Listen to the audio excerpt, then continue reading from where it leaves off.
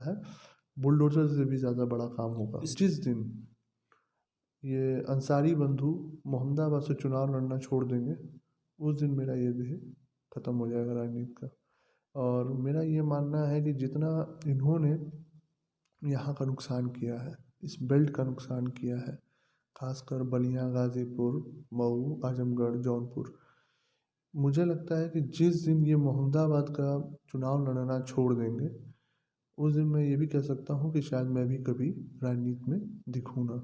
मेरा उद्देश्य केवल एक है कि अंसारी बंधु कभी भी मोहम्मदाबाद में पैर ना जमा पाए, और वो चाहे जब तक मैं ज़िंदा रहूँगा वो मैं लगा रहूँगा। ध्येय है, यही है, जिस दिन मोहम्मदाबाद से ये लोग चुनाव लड़ना बंद कर देंगे, चाहे ज़िंदा चाहे मुर्दा, उस दिन मेरा भी राजनीति का ध्येय पूरा हो जाएगा। मैं जब तब तक ही हूँ यहाँ पे जब तक ये लोग हैं। मैं सुशील तिवारी अपने यूट्यूब चैनल से आज खास मुलाकात स्वर्गीय कृष्णानंद राय जी के पुत्र पीयूष राय जी, मेरे चैनल में आपका बहुत बहुत स्वागत है। बहुत बहुत धन्यवाद सुशील जी, आपने हमें याद किया। और मैं सबसे पहले भैया वो यादें आज आपसे शेयर करना चाहूँगा जो आपके ज़हन में हो, किसी से छिपा नहीं है। जो उन्होंने काम किया, मन थर्रासा जाता है, आंखें ढबढबासी जाती हैं। वो आज मैं ज़रूर चाहूँगा पूरी दुनिया जाने, जो आज एक बेटा के मन में वो कसक है कि यार अब जब भी मैं कुछ अच्छा मैं करता हूँ तो कुछ बचपन की यादें जो आपकी पीठ को वो थपथपाते हैं। सुशील जी, मेन बात यह है कि हमारे पिताजी और हमारा संबंध बहुत ही ये हम नहीं कहेंगे कि बहुत दोस्ताना वाला संबंध था, लेकिन बाप बेटे का संबंध बहुत ही एक कहिए तो बहुत अनुशासित संबंध था। और बहुत हम लोग अपने पिताजी से कुछ कह नहीं पाते थे, लेकिन बिना कहे एक पिता के नाते वो सब कुछ समझते भी थे। और जीवन में उन्होंने हमें दो ही ध्येय दिया, एक कि मेहनत भरपूर करना है, और दूसरा कि आप किसी भी चीज़ पे कभी हार नहीं मानना है। पराजय हो चाहे विजय, लेकिन हर चीज़ से सीखना है।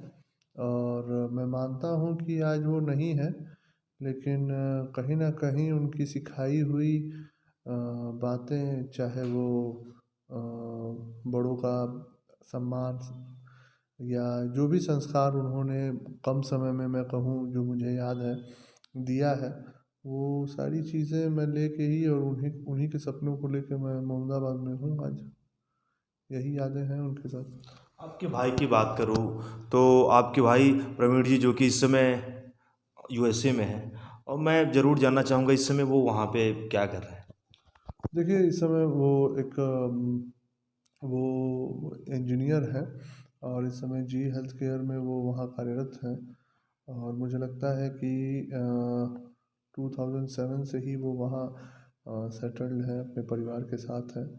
और एक जो मुझे लगता है कि एक सही रूप में जो मेरे पिताजी का सपना है कि एक शिक्षित व्यक्ति होके और एक समाज में अच्छा नाम कमाना, उस ध्येय में हमारे बड़े भाई साहब अच्छा से उस चीज़ का निर्वहन कर रहे हैं।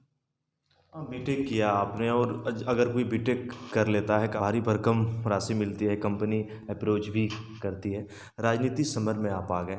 और यहाँ पर मैं आपसे जानना चाहूँगा कि बीटेक करने के बाद आपके मन में ये कैसे आया कि नहीं यार मुझे उस विरासत को आगे बढ़ाना है, राजनीति को ही आपने चुन लिया, नहीं ये हमारे लिए अच्छा है।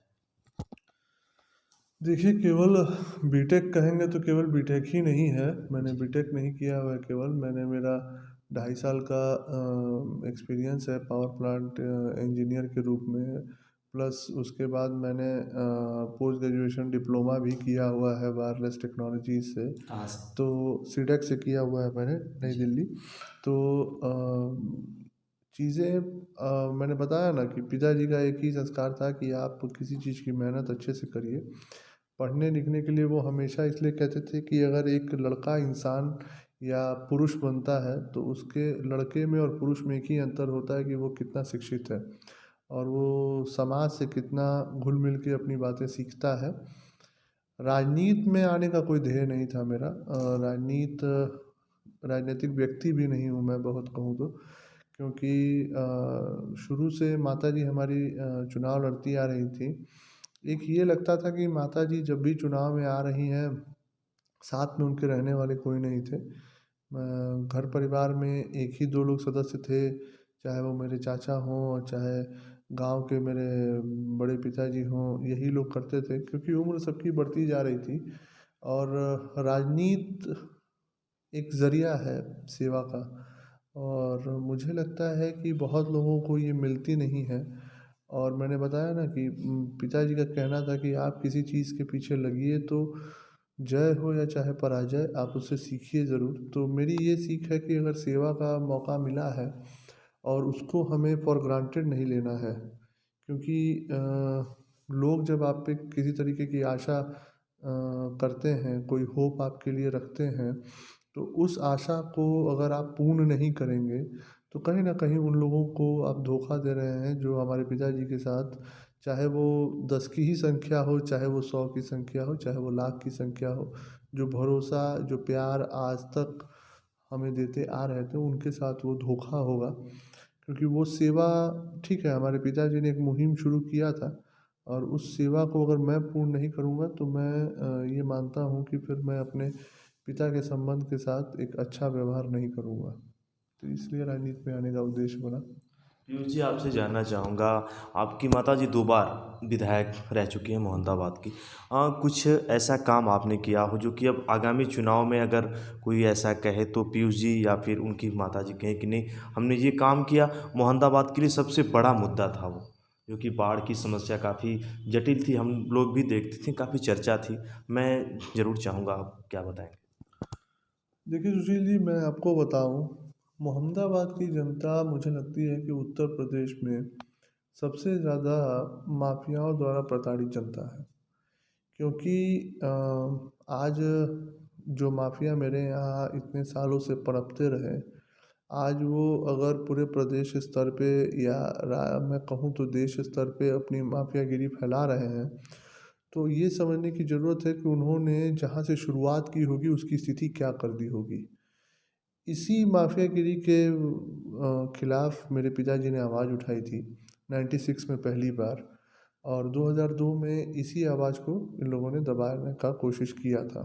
लेकिन वो एक चीज़ शायद भूल रहे थे कि जब भी किसी गलत चीज़ के खिलाफ आवाज़ उठती है तो वो एक सोच होती है, और वो सोच किसी व्यक्ति के साथ नहीं ख़त्म होती। भले पिताजी हमारे आज नहीं हैं, लेकिन वो सोच हमारी माताजी में ट्रांसफ़र हुआ, वो सोच हमारे में ट्रांसफ़र हुआ। और मैं आपको सबसे पूर्ण विश्वास दिलाना चाहता हूँ कि हमारे यहाँ जनता सबसे ज़्यादा इस चीज़ से खुश ज़्यादा है कि 5 साल किसी भी तरीके का, किसी भी लोगों को एक फ़ोन ये नहीं आया होगा कि फला पैसा पहुँचा जाओ, या मैं ये कहूँ किसी भी व्यापारी को, किसी भी कामगार व्यक्ति को जो थोड़ा कमाने की कोशिश कर रहा होगा, उसको किसी ने कट्टे गोली बम के दम पे धमकाया नहीं होगा कि ऐसा करो नहीं तो ऐसा हो जाएगा।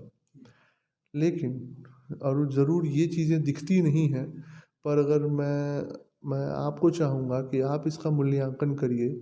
आप एक काफ़ी समझदार पत्रकार भी हैं, आपका यूट्यूब मैंने देखा है। आप इसका मूल्यांकन करिए कि ये कितनी बड़ी बात है कि आपका कमाया हुआ पैसा, चाहे आपने 5 साल में जितना भी कमाया हो, कोई भी रास्ते का चलता हुआ उचक्का, कोई भी गुंडा आपसे ये नहीं कह सकता कि ये पैसा पहुँचा जाओ। तो ये सबसे बड़ी उपलब्धि मैं मानता हूँ कि मोहम्मदाबाद की है, खासकर व्यापारी बंधुओं के लिए, खासकर उन किसानों के लिए जो बड़े व्यापारी हैं, ज़मींदार हैं, उनके लिए। और मुझे सबसे पहले ये बताना था कि इस क्षेत्र में मेरा सबसे ज़्यादा उद्देश्य ये था कि जो गरीब पिछड़े व्यक्ति हैं वो कैसे आज के सबसे आगे जो पायदान पे उनको लाया जा सके। और उसके लिए मुझे लगता है कि भारतीय जनता पार्टी ने जितना काम किया है, चाहे वो आप समझ लीजिए घर घर शौचालय का काम हो। शौचालय देने का उद्देश्य ये नहीं होता है कि आप शौच उसी में जाए। शौचालय देने का ये उद्देश्य होता है कि आप एक सुनिश्चित व्यवस्था आपके साथ की जाए कि एक मूलभूत सुविधा आप तक पहुंच सके। चाहे वो शौचालय हो, चाहे वो हर घर जल की व्यवस्था हो, चाहे वो हर घर बिजली की व्यवस्था हो, ये मूलभूत सुविधाएँ हैं। इससे पहले सरकारें आई होंगी, गई होंगी, किसी ने इस इतनी छोटे स्तर पे नहीं सोचा होगा। तो इस सरकारी योजनाओं को पहले पूर्णतया लागू कराना, लोगों तक पहुँचाना, लोगों को उसके बारे में जागरूक कराना, और सबसे बड़ी बात कि एक समय हुआ करता था, मुझे याद है हम लोग छोटे हुआ करते थे, गाँव में भुखमरी की स्थिति हुआ करती थी। कुछ लोगों के पास ज़्यादा अनाज होता था, कुछ के पास अनाज ही नहीं होता था। तो ये हमारे मोदी जी के, प्रधानमंत्री जी की सोच है या उनकी दृष्टि है, और उसको योगी जी ने अपने प्रदेश में लागू भी कराया है, जो हर लोगों को राशन दिया जा रहा है। उसमें किसी तरीके का भेदभाव नहीं, जात पात नहीं। और अब तो मैं आपको बता सकता हूँ कि पिछले 6 महीने से जो मुफ्त राशन भी लोगों को मुहैया कराया जा रहा है, ये लोगों को ये लग रहा है कि ये सरकार वाकई में गरीब के लिए, एक पिछड़ों के लिए ये सरकार है, जो कि उनको एकदम आगे वाली पंक्ति में लाने के लिए व्यवस्था चल रही है। अब आप समझिए कि जो बच्चे स्कूल में आया करते हैं, उनके ड्रेस के लिए 1100 रुपये उनके अभिभावकों के अकाउंट में जाता है।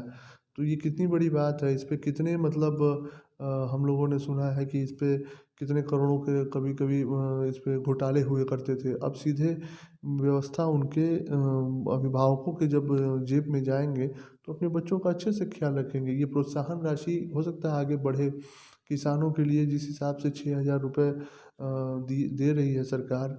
आखिर ये सब प्रोत्साहित करने के लिए है कि आपके साथ ये सरकार खड़ी है। इससे पहले ये सोच किसी ने क्यों नहीं सोची? ये सब समझने वाली बात है।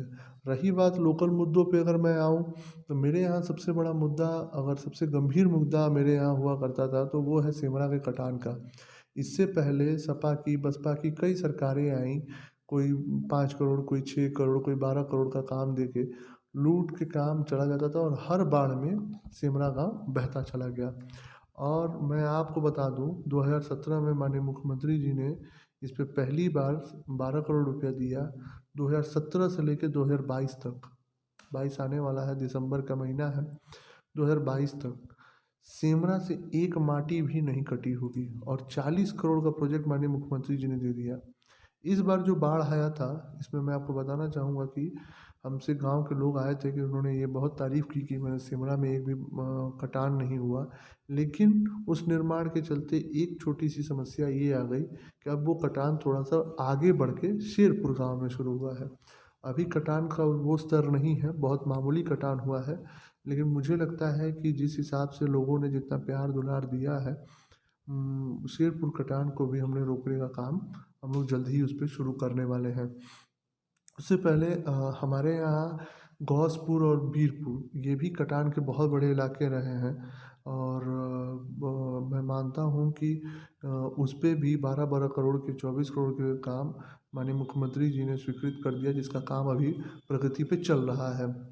और मुझे लगता है कि ये दोनों गांव, अगर मैं कहूँ जात पात अगर देखी गई होती, तो हो सकता है इसमें लोगों, मतलब माननीय मुख्यमंत्री जी ने देखा होता तो इस पे कुछ अलग निर्णय लिया होता। लेकिन उन्होंने सबसे महत्वपूर्ण लोगों की मूलभूत सुविधाओं पे ध्यान दिया कि गाँव को कैसे बचाना चाहिए, चाहे वो कोई भी गाँव हो, किसी भी बिरादरी का गाँव हो, किसी भी धर्म का गाँव हो। तो ये मैं मानता हूँ कि एक बहुत बड़ा काम हमारे यहाँ हुआ है। प्लस माननीय मुख्यमंत्री जी द्वारा हम हमारे गाँव में, व्यक्तिगत हमारे गाँव में, गाँव गुड़ौर में 12 करोड़ का ITI विद्यालय दिया गया है, जिसका निर्माण अभी बहुत तेज़ी से चल रहा है। और मुझे लगता है कि ये एक रोज़गार का भी व्यवस्था बनेगा, और हमारे क्षेत्र के बच्चों के लिए जो भी टेक्निकल ITI की पढ़ाई करना चाहते हैं, एक सरकारी व्यवस्था वहाँ शुरू होने जा रही है। और मुझे लगता है कि 2022 मार्च तक वो पूरा ख़त्म भी हो जाएगा।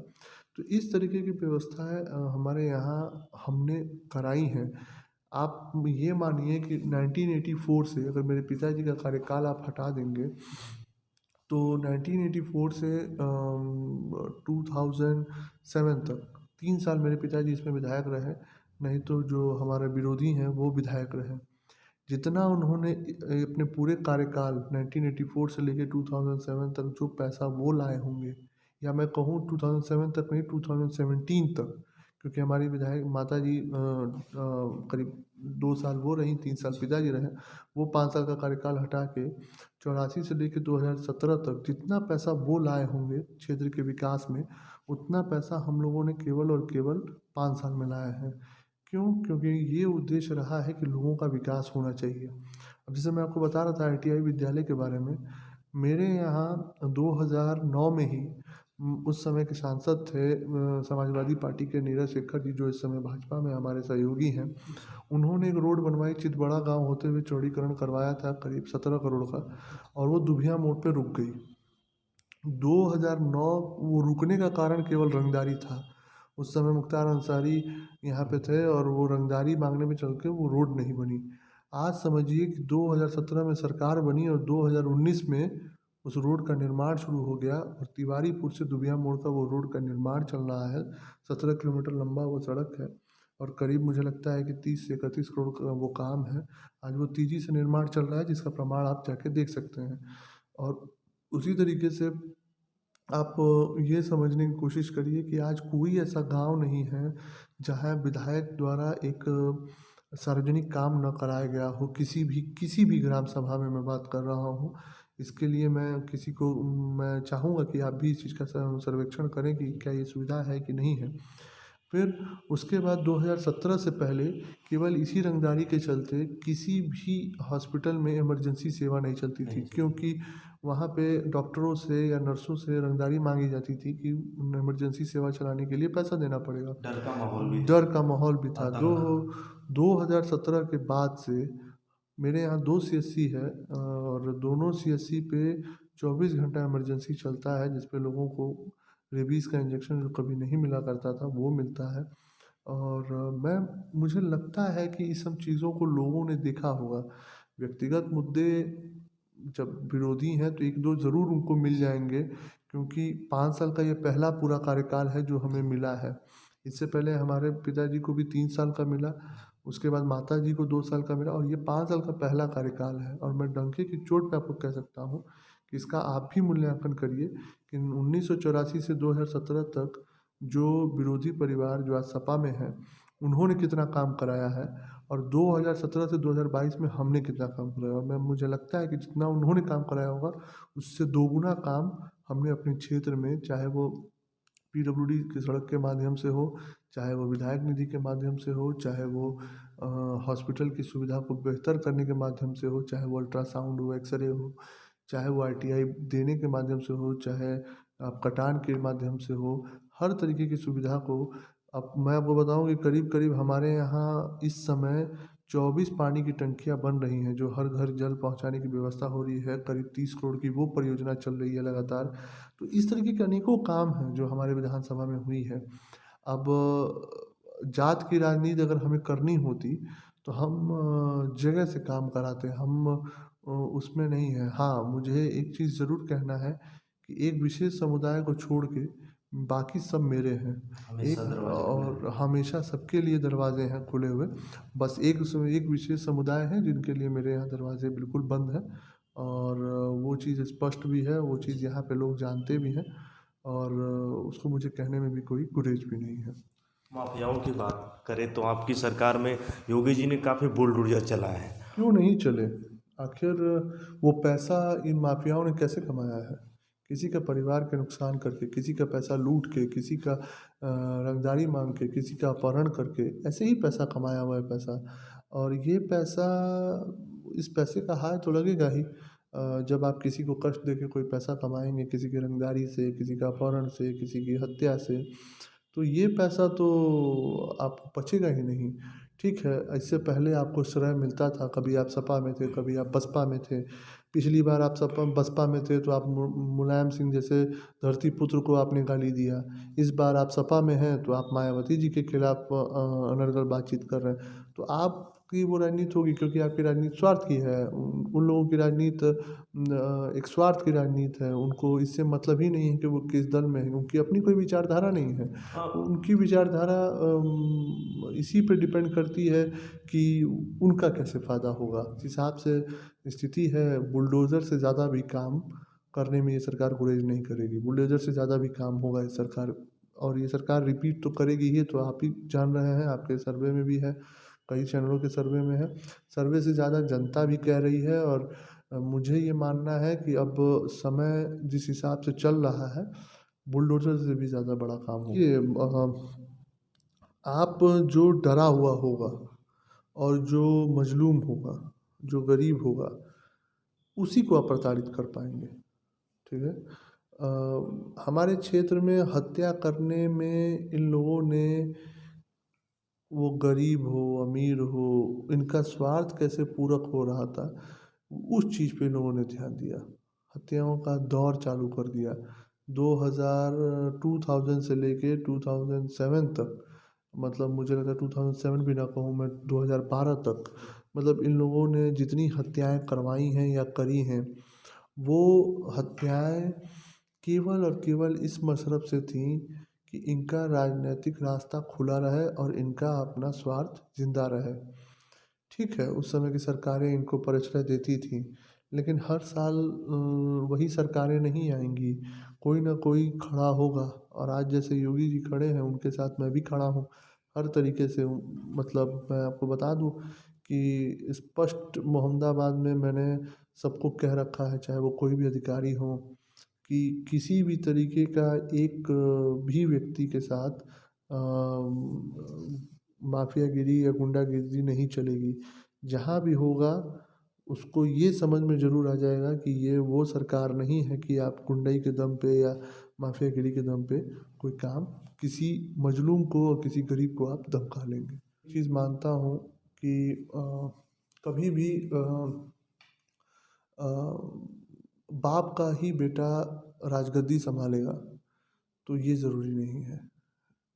कभी भी मेरा ये साफ साफ मानना है कि राजा का उत्तराधिकारी जो कर्म प्रधान होगा, उसको ही मिलना चाहिए, उसी को होना भी चाहिए। राजा का बेटा ही हमेशा राजा होगा, ये मैं नहीं मानता हूँ। क्योंकि मैं बचपन में हम लोग अपने पिताजी के साथ महाभारत बहुत देखा करते थे, और महाभारत में यही एक सीख मिली है जो मैंने उनके साथ, मुझे बार बार देखने का यही सीख मिला है कि आप कितने कर्म प्रधान हैं। आप अपने काम को आप अपने काम से कैसे अपने आप को साबित करते हैं, ना ही कि आप किसके लड़के हैं या किसके आप वंशज हैं, उससे नहीं। तो मुझे लगता है कि दो चीज़ ऐसे हैं जो मैंने आपको शुरू में बताया कि मेरे पिताजी का यही था कि मेहनत और किसी भी स्थिति में हार ना मानना। तो ये दो चीज़ें मैंने 5 साल लेके चला है। और मैं आपसे ही कहूँगा सुशील जी, आप इसको देखिए कि कहीं पे भी मेहनत के मायने में या कर्म के मायने में मुझसे ज़्यादा कोई नहीं होगा, ये मुझे पूर्ण भरोसा है। जितना मेहनत पार्टी संगठन के लिए हमने मोहम्मदाबाद में किया है, या जितना त्याग तपस्या जो पार्टी से हम लोगों ने सीखा है और देखा है अपने पूर्वजों को इसमें, वो हमने किया है। तो मुझे लगता है कि विधायक जी भी हैं भी, ये पार्टी बिल्कुल तय करे कि कौन उचित रहेगा, क्योंकि सबसे महत्वपूर्ण पार्टी है। पार्टी से हम हैं, हमसे पार्टी नहीं है। ये हमारे पिताजी का भी सोच था, ये हमारी माता जी का भी सोच है। आज पार्टी के देन से ही हम हर जगह खड़े हैं, हर जगह हमारी पहचान है। व्यक्तिगत हमारी कोई पहचान नहीं है। हाँ, हम ज़रूर किसी के लड़के हैं, पर जब समाज में उतरते हैं तो क्या विचारधारा है, क्या सोचते हैं, वो हम जिस दल से रहते हैं वो दल का समझ में आता है। और मुझे लगता है कि मैं अपने आप को एक तरीके से ये कहूँ कि मैं उस समाजवाद का हिस्सा हूँ जिसमें राष्ट्रवाद सबसे पहले आता है। और मैं ज़रूर, अगर पार्टी मुझे मौका देगी तो मैं ज़रूर इस पे उसको पूरा करने की कोशिश करूँगा। जो बात कहूँ कि मेरा राजनीति का सबसे सुप्रीम ध्येय है, जिस दिन ये अंसारी बंधु मोहम्मदाबाद से चुनाव लड़ना छोड़ देंगे, उस दिन मेरा ये ध्येय ख़त्म हो जाएगा राजनीति का। और मेरा ये मानना है कि जितना इन्होंने यहाँ का नुकसान किया है, इस बेल्ट का नुकसान किया है, खासकर बलिया, गाज़ीपुर, मऊ, आजमगढ़, जौनपुर, मुझे लगता है कि जिस दिन ये मोहम्मदाबाद का चुनाव लड़ना छोड़ देंगे, उस दिन मैं ये भी कह सकता हूँ कि शायद मैं भी कभी राजनीति में दिखूँ ना। मेरा उद्देश्य केवल एक है कि अंसारी बंधु कभी भी मोहम्मदाबाद में पैर न जमा पाए, और वो चाहे जब तक मैं ज़िंदा रहूँगा वो मैं लगा रहूँगा। उस मिथक को आप लोगों ने ही तोड़ा। देखिए ये जो पहले मिथक था। हाँ, ये मिथक तो ज़रूर था, लोगों को लगता था, कई बार लोगों ने इनके खिलाफ़ चुनाव लड़ा था, पर मिथक तोड़ने के लिए हमने बहुत त्याग भी दिया है। और त्याग एक व्यक्ति का ही नहीं है, आप समझिए कि पिताजी का जाना एक त्याग तो है ही, लेकिन उसके बाद माताजी का संघर्ष करना उससे बड़ा त्याग है। उस संघर्ष में करते-करते जब सब कुछ ठीक हो, उम्मीद करिए जब आपका अपने घर का लड़का आराम से जो कि महीने का 1 डेढ़ लाख रुपए कमा सकता था, वो छोड़ के आ जाए, जब सारा परिवार इसी में है और उसको कभी कुछ भी हो सकता है, क्योंकि ये अपराधियों का समय हमेशा, जैसे समय आज हमारा चल रहा है कल उनका भी समय आएगा, तो इसमें इस लाइन में कभी कुछ भी हो सकता है। तो इससे डर नहीं है, पर जिस दिन मैंने कहा ना एक ध्येय है यही है, जिस दिन मोहम्मदाबाद से ये लोग चुनाव लड़ना बंद कर देंगे, चाहे जिंदा चाहे मुर्दा, उस दिन मेरा भी राजनीति का ध्येय पूरा हो जाएगा। मैं जब तब तक ही हूँ यहाँ पे जब तक ये लोग हैं। नहीं, उखाड़ तो भी नहीं फेंक पाया हूँ, क्योंकि देखिए राजनीतिक विरासत उन सबों की करीब 35 से 40 साल की है, इस बात को मैं नज़रअंदाज नहीं करूँगा, लेकिन जिस हिसाब से मैं लगा हूँ वो दिन दूर नहीं है, वो दिन दूर नहीं है। और उनको भी एहसास है कि कोई ऐसा है जो हर स्तर पे, क्योंकि उन्होंने पंचायत चुनाव और प्रमुखी के चुनाव में उन लोगों ने मेरा देखा है कि किस तरीके से उन लोगों का विरोध होता है और किस तरीके से उनके खिलाफ हर जगह से मैं खड़ा हूँ। तो बस ध्येय यही है, मैंने कहा ना सेवा तब तक करता रहूँगा, जिस दिन इन लोगों ने मोहम्मदाबाद को छोड़ दिया उस दिन हम भी राजनीति से संन्यास ले लेंगे। बहुत बड़ी बात की मैं बताऊं, हम उत्तर प्रदेश की सबसे बहुचर्चित सीट मोहम्मदाबाद विधानसभा से अलका राय जी यहाँ पे विधायक हैं, और इनके यशस्वी पुत्र पीयूष राय जी के साथ ये खास मुलाकात प्रवीण जी भी हैं जो कि इस समय यूएसए में जॉब कर रहे हैं। और मेरे एक आग्रह पे इन्होंने इतना समय दिया, और पीयूष जी मेरे लिए इतना समय देने के लिए आपका बहुत बहुत धन्यवाद। बहुत बहुत धन्यवाद सुशील जी, बहुत बहुत धन्यवाद।